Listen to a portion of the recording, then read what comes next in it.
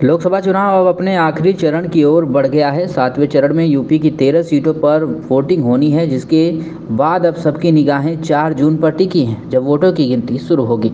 ऐसे में पक्ष और विपक्ष दोनों एक तरफ से जीत के दावे किए जा रहे हैं। वही यूपी सरकार के मंत्री और मैनपुर लोकसभा सीट से बीजेपी प्रत्याशी जयवीर सिंह ने दावा किया है कि आखिरी चरण में बीजेपी सभी सीटों पर जीत हासिल करेगी।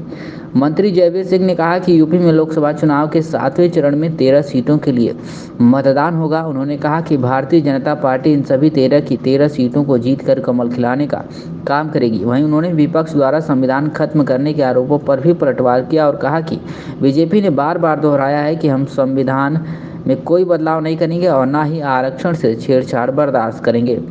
वहीं लोकसभा चुनाव में बीजेपी में 400 पार का नारा दिया, जिसके बाद विपक्षी दलों ने नैरेटिव सेट कर दिया कि बीजेपी 400 से ज़्यादा सीटें इसलिए लाना चाहती है क्योंकि बीजेपी संविधान बदलना चाहती है। जिसके बाद दूसरा तीसरा चरण आते आते ये मामला और गर्मा गया, जिसके बाद पीएम मोदी समेत तमाम बड़े नेता इस पर भी सफाई दे चुके हैं।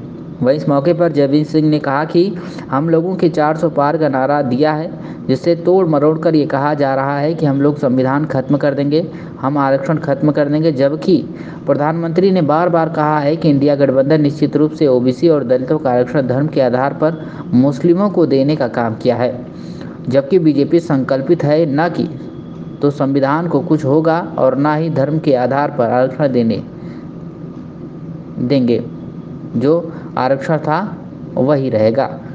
वहीं इंडिया गठबंधन पर निशाना साधते हुए बीजेपी के नेता ने कहा कि 4 जून को ये सब लोग बैठकर ये देखेंगे कि किसके सिर क्या ठीकरा फोड़ा जाएगा, क्योंकि उन्हें सफलता मिलने वाली नहीं है।